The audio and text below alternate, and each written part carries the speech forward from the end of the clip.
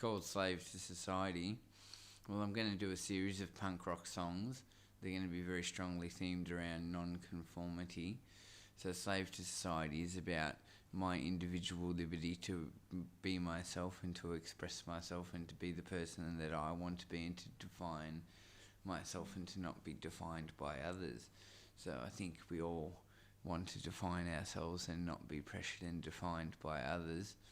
You're a slave to society. Fuck your conformity. I don't wanna be like you.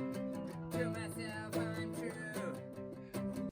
So conformity is an interesting thing because to some degree we have an obligation to conform to the greater will of the community. For example, the community says we don't tolerate murder, so we can't go around murdering people. We have to conform to that. We have to conform to those laws. But also, being a democracy which values individual perspectives, we have a right to oppose laws that we disagree with. And sometimes we have a responsibility to oppose laws that we disagree with. So we might have the responsibility to oppose racist laws or to oppose laws about living which we disagree with. I don't wanna be like you. To myself I'm true. Some people oppose tax. Some liberals would say that they're not obligated to pay tax because they're a self-sufficient, self-sustaining entity and they shouldn't have to answer to anyone but themselves so long as they are self-sustaining. But I'll give you an example about non-conformity. See, we have the right to say that we disagree with the law, and democracy gives us that right to say that we disagree with the law because in democracy the laws are supposed to be determined by the will of the public.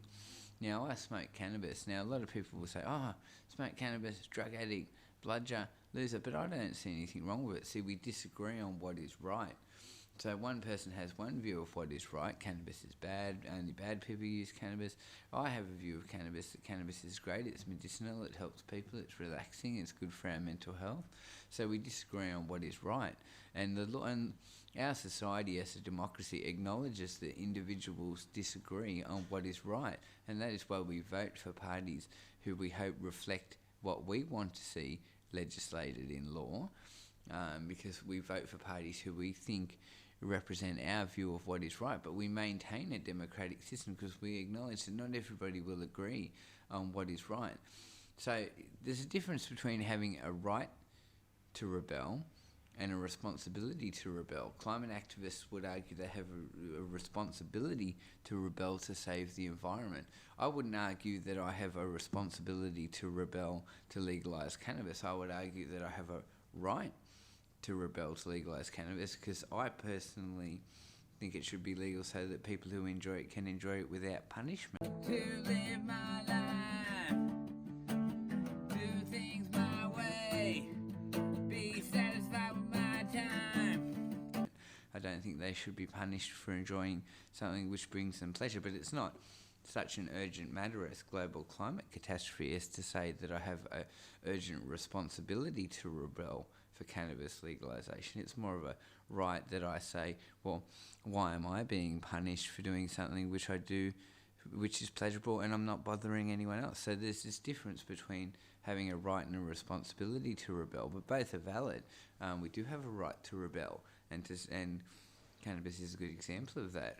And so within that, if you're saying that conformity is something that, or non-conformity is something to strive for, what would be your reflection on, say, within a protest movement? I guess in a way, would you agree that when you're organising to protest, that it's important that those groups, in fact, don't start to conform internally to maintain their ideas? Like, is it important to maintain a lack of, rigid conformity, even within groups that are coming together to not conform? So internal non-conformity within external non-conformity. Do you think that's a healthy thing for an organisation?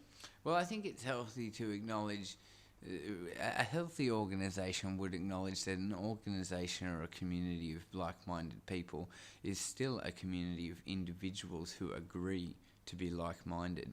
And so nobody is forced. See, what sickening conformity is when the state comes in and forces everyone to agree, and they have no right to oppose. So groups of people come together as individuals who are like-minded, and they choose through their choice and control to come together as a group of people and form a movement. So they choose to conform. All the individuals in the group are making a conscious choice to conform because they see that they're with like-minded people.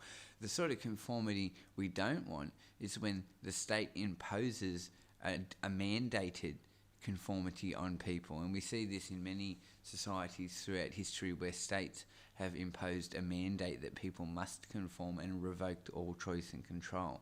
See, I've thought about this a lot over the years, and I do think choice and control is important. It's important that we understand that when we conform, we are still a group of individuals choosing individually to conform to a group consensus. And this is why it's important that we maintain democracy, because democracy acknowledges that our community of Australia is a group of 27 or so million individuals who vote on what their mass consensus is, and that's what dictates how the country is run.